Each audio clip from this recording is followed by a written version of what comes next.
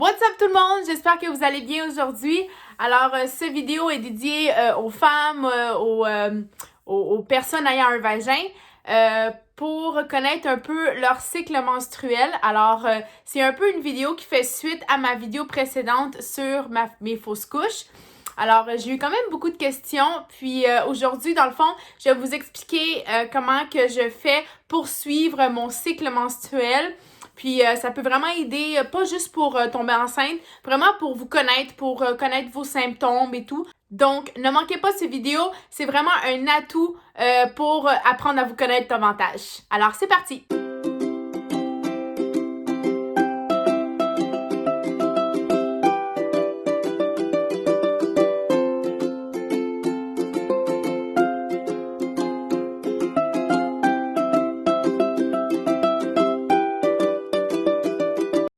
Alors, sachez que l'expérience que je l'ai acquérie vraiment par essai-erreur. Donc, je n'ai aucun diplôme là-dedans. C'est vraiment parce que j'ai décidé de me lancer puis d'essayer plusieurs méthodes.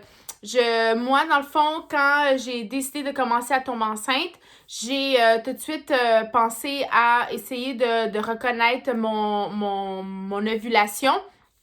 Puis, entre-temps, ben ça a quand même fonctionné parce que ça m'a pris 7 mois à tomber enceinte, qui est très bon pour les filles qui essayent, les essayeuses. Donc, c'est sûr que si vous passez, mettons, après 1 an ou 2 ans en essayant les deux méthodes que je vais vous montrer aujourd'hui, c'est sûr qu'à ce moment-là, il va falloir aller consulter. Moi, je consulte déjà, comme je vous l'ai dit dans mon ancienne vidéo, dans ma vidéo de fausses couches. Je consulte à Clinique Ovo puisque j'ai fait 2 fausses couches. Mais les méthodes que j'utilise fonctionnent très bien pour tomber enceinte et connaître comment fonctionne son cycle menstruel. Donc, je vous explique ça assez rapidement. Je vais vous montrer quelques vidéos entre-temps qui vont comme sortir dans cette vidéo de des moments que quand j'ai commencé à faire mes tests que je comprenais pas trop, puis que finalement, au fur et à mesure qu'on fait des tests, puis qu'on voit nos cycles passer, ben on comprend comment notre cycle menstruel fonctionne. Donc, premièrement, quand j'ai décidé de commencer à tomber enceinte, j'ai tout de suite décidé de faire les tests avec la température. Donc, tous les matins, je prenais ma température. Puis là, vous allez sur le site internet, vous tapez Google, cycle menstruel, ovulation, déclin de température. Puis à ce moment-là, ils vont tous vous expliquer comment ça fonctionne, la température selon les journées. Donc, c'est sûr que c'est assez simple comment ça fonctionne. Alors, j'ai comme mon petit livre qui est juste ici. C'est vraiment un livre que j'ai créé moi-même. Donc, s'il y a des femmes qui sont intéressées à avoir ma formule, dans le fond, je vais vous montrer ici à l'intérieur comment ça fonctionne. Si vous êtes intéressé à avoir un peu cette formule-là, faites juste m'écrire, puis je vais vous envoyer une photo plus détaillée de comment j'ai fait pour créer un livre comme ça. Alors, encore une fois, c'est pas juste pour les femmes qui veulent tomber enceinte, c'est bon pour tout le monde. C'est bon quand vous allez au gynécologue, il vous demande « Ah, vous êtes dans quel jour de votre cycle? » Là, vous êtes comme ben ça fait 1 semaine que j'ai eu mes règles, tu sais. Donc, il faut vraiment, comme c'est important de connaître un peu son cycle menstruel, comment ça fonctionne. Donc, alors, on sait toutes les filles, on a la menstruation qui dure 7 jours environ, dépendamment des filles. Normalement, moi, ça dure 3 à 4 jours, pas plus que ça. Puis, il y a des filles que ça peut aller jusqu'à 7, même 8 jours. Alors, menstruation, ensuite, c'est la phase folliculaire. Donc, à ce moment-là, les chances de tomber enceinte là, sont vraiment minimes, OK? Il y a des filles qui sont vraiment, vraiment fertiles, puis sincèrement, 2 jours après les règles, ils peuvent tout de suite tomber enceintes. Tant mieux pour ces filles-là, mais normalement, les filles qui ont vraiment un cycle menstruel normal ne tomberont pas enceintes dans cette phase-ci. Alors, qui est du 1er jour de menstruation au 11e jour. Mais, encore là, vous pouvez tomber enceinte dans ces journées-là. Ensuite de ça, après le 11e jour, on tombe dans la phase de l'ovulation. Alors, cette phase-là, c'est la phase importante si vous voulez tomber enceinte, évidemment.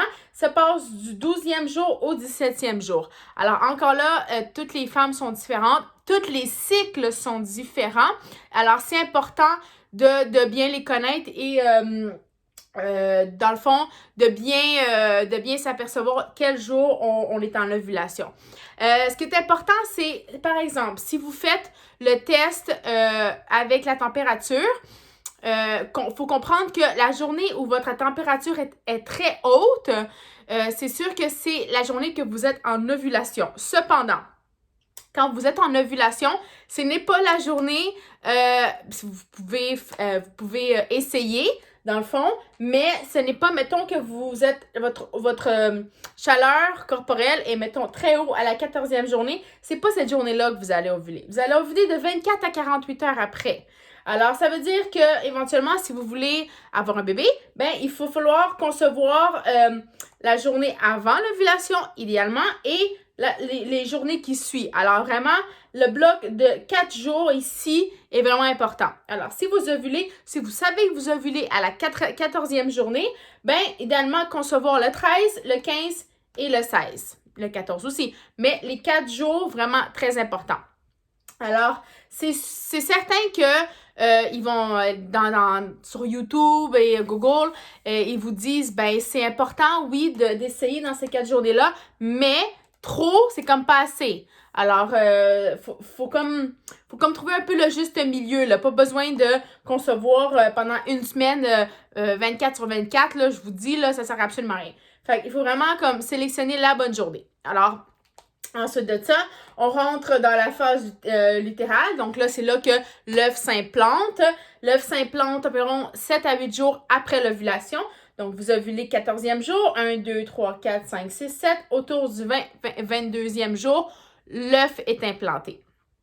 Alors, c'est là que, normalement, ils disent une semaine avant vos règles, les tests de grossesse peut être détecté. Non, alors oui, parce que si vous avez les règles au 27e jour, on recule d'une semaine, on tombe à 21-22 jours. Donc oui, l'hormone de grossesse peut être détectée, qui est très faible, mais peut être détectée au 22e, 23e jour. C'est bon pour ça? Alors, poursuivons. Moi, la méthode, dans le fond, que je préfère, alors c'est sûr que la méthode de la température fonctionne, mais c'est difficile parce qu'il faut vraiment que tu sois rigoureuse puis que ce soit à la même heure tous les jours. Donc, on se lève à 8 heures le matin, on prend la température, puis ça soit idéalement quand vous êtes encore au lit. Donc, c'est vraiment comme très intense. Moi, j'ai préféré aller vers des Easy Test. Donc, j'ai acheté ça sur Amazon. Ça s'appelle Easy Home. À l'intérieur, vous avez 50 tests d'ovulation et 20 tests de grossesse. Alors, vraiment, c'est comme des espèces de mini-tests, là. Je vais vous montrer. Test d'ovulation, test de grossesse, ils fonctionnent vraiment, là. Donc, à partir du moment que vous êtes rendu mettons, 8 DPO, je vais vous expliquer ça tantôt, 8 DPO, ben, il va détecter l'hormone de grossesse, le test de grossesse, aucun problème. Ça, c'est le test d'ovulation. Test d'ovulation, on essaie de le faire, encore une fois, tous les jours à la même heure. Donc, on se lève, premier pipi de la journée. Je vous montre ça. Vous allez trouver ça assez intense, mais ça fonctionne. Pour les filles qui veulent vraiment se connaître et favoriser la grossesse, vraiment, là, allez-y avec ça. Alors, ça ressemble à ça. Alors, je vous explique. On va commencer de ce côté-là. OK.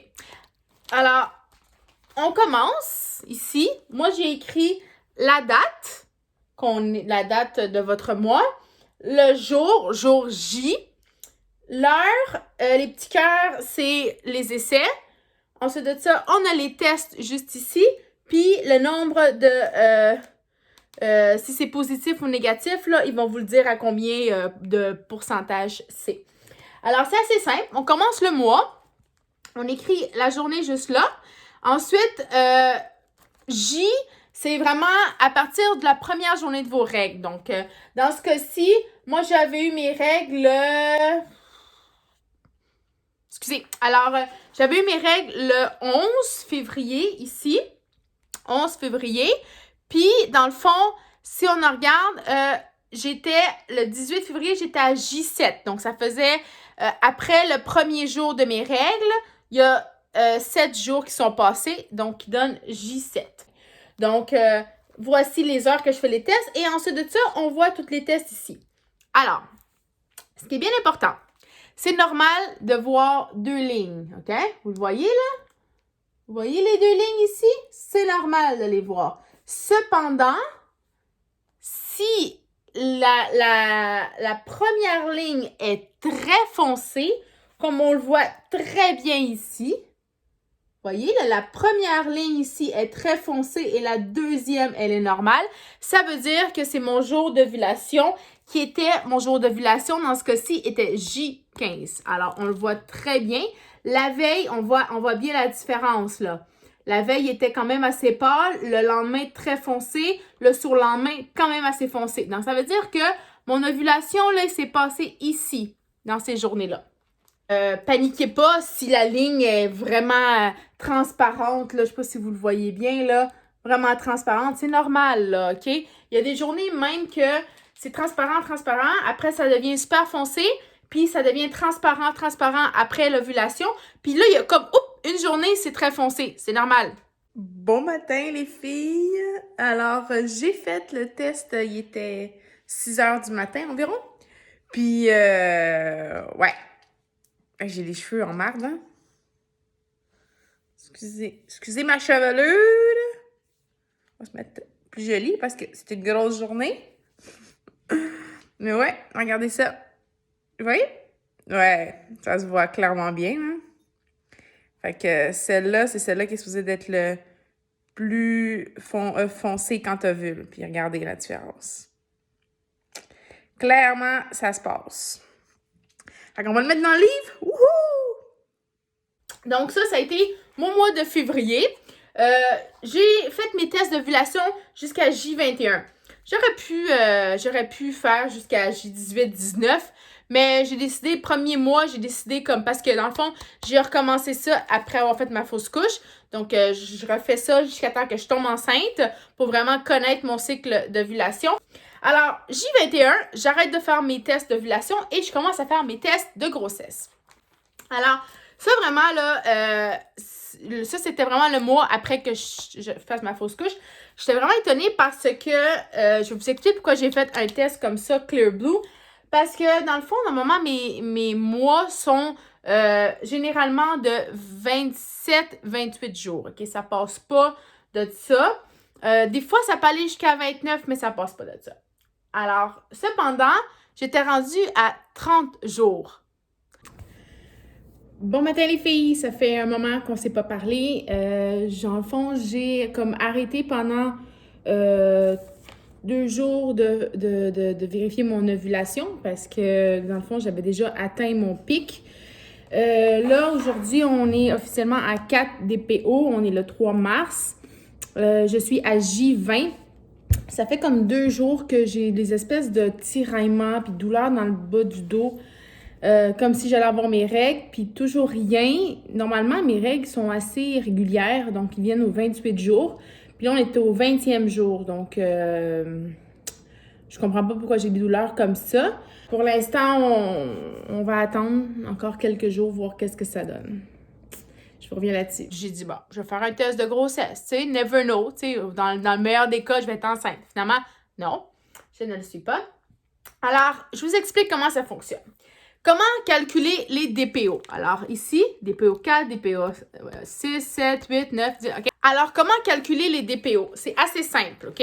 On a le jour de l'ovulation qui est juste ici, qui est le J15. On compte pas le jour après parce que normalement, 24 heures après, tu es encore en ovulation. Ça peut aller jusqu'à 48, mais nous, ils gardent une normalisation de 24 heures. Alors, ton DPO 1, OK? Commence le J17, OK? Alors, J17, J18, J19, J20, puis là, c'est comme ça que tu calcules. Alors, 1 DPO, 2 DPO, J18, 3 DPO, J19, 4 DPO. Alors, quand je suis arrivée à mon J20, OK? J20, ben, je suis à 4 DPO. Alors, le 3 mars, j'étais à 4 DPO. Puis, normalement, un test de grossesse se fait à partir du 9e DPO, 9, 10 DPO, c'est là vraiment que, comme j'ai dit tantôt, que l'hormone de grossesse va être détectée. Mais moi, je n'étais pas capable, je voulais vraiment tester les tests, donc j'ai vraiment comme décidé de faire ça assez tôt. Alors, bon, ça n'a pas fonctionné. Next, on tourne de mois et on réessaye le mois prochain. Ainsi de suite. Écrivez tout, OK? Moi, là, j'ai fait le mois passé, j'ai fait 2 tests de grossesse. Pourquoi? Parce que à DPO 12, j'ai eu comme mal au cœur. Vraiment, là, j'ai eu vraiment des gros mal de cœur. Mais je pense que c'était juste parce que mes règles approchaient. Parce que, dans le fond, le lendemain, j'ai eu mes règles. Donc, c'est vraiment comme les hormones. Mais ça, c'est comme... Il y a tellement de tests là-dedans que, sincèrement, là, n'ayez même pas peur. Vous avez un doute, vous pensez que vous êtes enceinte, faites un test de grossesse, là. On s'en fout. Alors, c'est comme ça que ça fonctionne pour écrit. Toutefois, cette boîte d'essai que j'ai commandée par Amazon, OK? Le test d'ovulation, ils viennent avec un petit livre. Ce petit livre, il vous montre exactement à combien... Il va-tu zoomer? Ouais. À combien vous êtes juste ici ils appellent ça de ratio TH. OK? Alors, mais sérieusement, on le regarde, là, puis on met notre test à côté, là. Ah, à combien je suis, combien je pense que je suis. C'est difficile à savoir. Alors, assez simple, ils ont créé une application. Ça s'appelle Premum. Vraiment, là, c'est vraiment facile, puis c'est en français aussi, là. Vous avez juste à comme prendre une photo de votre test d'ovulation, puis eux, automatiquement, ils vont vous demander à quelle heure que vous avez fait le test, puis ils vont vous indiquer à combien de ratio vous êtes. Donc, à ce moment-là, ben ça va être facile pour vous d'écrire ici à combien de ratio je suis. Alors, il faut comprendre que, mettons, le 25 février, J14, que normalement, c'est mon jour d'ovulation, mais je ne l'étais pas encore, j'étais négatif au 45, OK? Regardez juste ici. Alors, négatif au 45. Le lendemain, ben, j'étais J15, qui était mon jour d'ovulation pour ce mois-là. Ben, je suis à positif 1,32. Vous voyez la différence? Mais ça, c'est pas moi là, qui ai inventé les numéros, là. C'est vraiment l'application qui vous guide, puis dans le fond, ben, ça va vous dire exactement à combien vous êtes, puis ça va vous aider justement à mieux concevoir, puis pouvoir tomber enceinte plus rapidement. Alors, voici, c'était mon petit calendrier pour vous aider à vous connaître davantage. Écoutez, j'espère que vous avez aimé ce genre de vidéo. Si vous avez aimé, mettez un like. N'oubliez pas de commenter et de partager cette vidéo pour aider le plus de filles possible. Les filles, je vous en remercie et on se voit à très bientôt. Ciao!